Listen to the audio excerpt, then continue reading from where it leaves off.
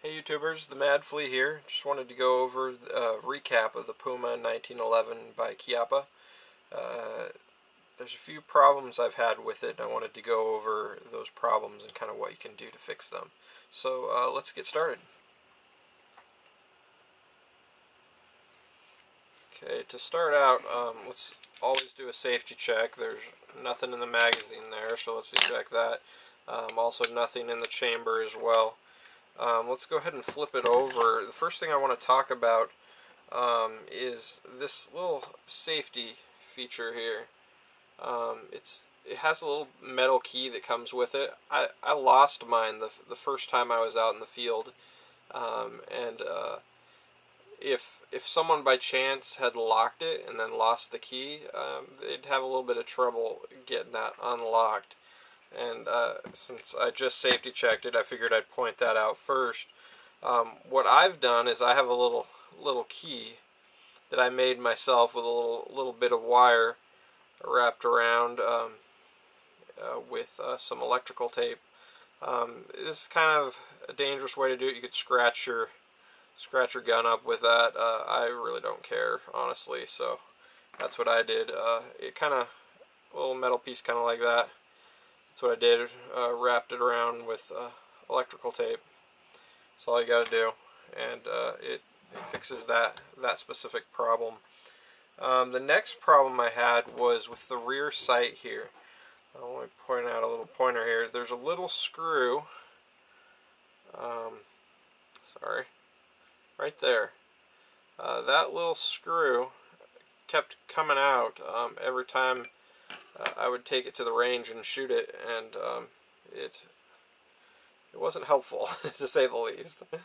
And so all I did is tightened it down. You could use some Loctite on it to make sure it doesn't come out, but I just tightened it down real quick. It seems like that's been a common problem with people, is they buy it and it just comes out by itself.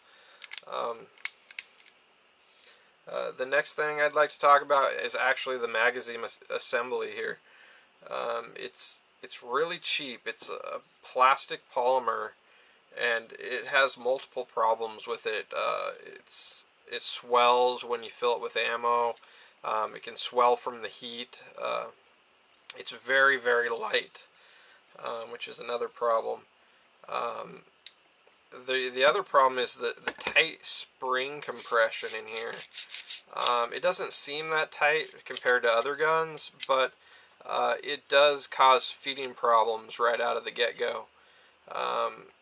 So every time you load a bullet, it'll pop up sideways or whatever. So if you leave it full, it will help take care of that little compression issue. The problem is that it causes swelling, like I just said, and that can be troublesome. What I've done, because it is so light, I had trouble having it drop out of the gun. Now it works just fine, because I actually did some sanding on it. Sanded off any high spots and just made sure it was, well, I wasn't sanding it, I filed it in certain spots, which is something that I have to do in multiple places on this gun to take care of other issues. Yeah, in fact, the lightness of this magazine, I think I might actually drill some holes and add some lead to it, just to make it a little heavier, make it drop out of the gun a little quicker when I do swaps. And the other thing with this is these magazines are extremely difficult to find, and I had two. I've lost one somewhere around the house here. When I was done at the range, it's empty somewhere, and I just can't find it. And so now I got to go find one, and the ones I have been able to find have been pretty expensive. They're like 30-40 bucks. Now with the ammo shortage and everybody's buying magazines and clips and all sorts of other things, it's hard to find stuff now, and if you do find stuff, it'll be more expensive. And so let's move on from there. Let's talk about the metal of the gun. It's it's made of this stuff called Chiappa alloy. It's, I guess, their play on words for their type of metal, from Chiappa firearms, and it's not very good. In fact, people have had problems with the slide stop not stopping on the. Let me zoom in on it. The little notch right here. This edge here can get kind of worn off, and I haven't heard any fixes for it. But if it happens to me, I plan on using this file I'm using as a pointer, and I will actually file that down a little bit if it does happen to me. It won't really cause any problems when the magazine's in. The slide's supposed to catch like that, and all it would do is just make it stay a hair up here, and so I don't see that as being a problem. If someone else does, sure, just leave me some comments and let me know, because but I sincerely doubt that could cause much of a problem at all if I file that down. Other problems people have has been the top here, this barrel bushing. Let me go ahead and slide it off. I had problems, but I couldn't get the slide off, and so to fix that, you might be able to see it if I hold it still. Any day now. There we go. You can see I've filed it down. I took my time at this, testing along the way, see how it did. It doesn't look great, but you don't see this inside the gun, and so that helped it a lot. I also filed down. Let me take it completely apart here. Catch my parts before they go rolling off the desk. I also filed down the inside. Let me flip it around. Grab my little pointer file, and down in here there's a little bit I filed. Now I was very careful filing this, because this is a little difficult to replace. In fact, the barrel bushing would be difficult to replace as well. But I don't plan on giving this to anyone or getting rid of it, except to trash it when I'm done if it ends up being trash.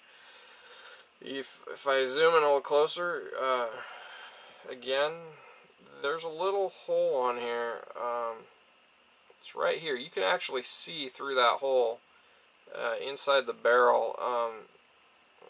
Inside the barrel of the bushing. But it's no big deal. It won't affect the gun at all. But it just goes to show how cheap this thing was made. Is that it already has a hole in it.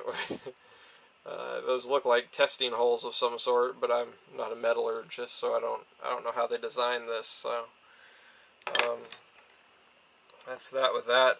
Let me slide this stuff off a little bit. Let me talk about ammo. Ammo is something I've had problems. The gun can have stove piping all the time, failure to feed, eject failures. You have to manually remove the shells. I also had this problem. I got 2 of them. I've had about 5 of them. It has to zoom in there, but you can see the bullet's blown out on the back, and it blows out and it blows back in your face. It's kind of a big advocate for safety glasses, and luckily I didn't get anything in my eye, and I was wearing glasses at the time, and so it was okay. And it's happened several times. These are Remington rounds out of this. And so it may have had, I may have a couple from the Cyclone boxes, but I just don't remember because I didn't write it down what I was putting at the guns at the time. And all I can remember is that there's a little logo on the bottom that says Remington, and so that kind of points me at what I was shooting at the time. This gun was designed for high velocity rounds, and so the best thing to put it through it is this CCI mini mag long rifle stuff. Near impossible to find nowadays unless you're going to spend lots of money getting it. But that's what you need to put through it. There's other types of high velocity stuff.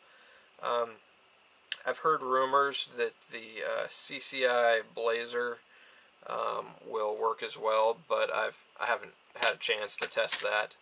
I've used this Federal stuff, and as well as this Federal stuff, which I have lots of. And then I've even used this Winchester. This Winchester stuff, it actually works okay. I had a bunch of duds on this stuff. They just wouldn't go off, and so I don't know. I don't mind so much because I train with the gun, and when you train with it, having failures is kind of a good thing. You don't want tons and tons of failures, and you really don't want things backfiring, as in this case, because that's dangerous under any circumstance. But that's that. And so what I'd like to test now, my next thing is I'm probably going to test these again. These are rounded tips, and then I've been using lately these Remington ones just to see if I can get some to backfire again. And then these Winchester ones, they're kind of hollow points, all of them. And so what I'd like to do is try some more of the rounded tips, and it may be that the rounded tip ones are better than the hollow points for this gun. If you guys have any tips for me, go ahead and put it in the comments. Like, subscribe, all that stuff, and it's greatly appreciated. So have a good day.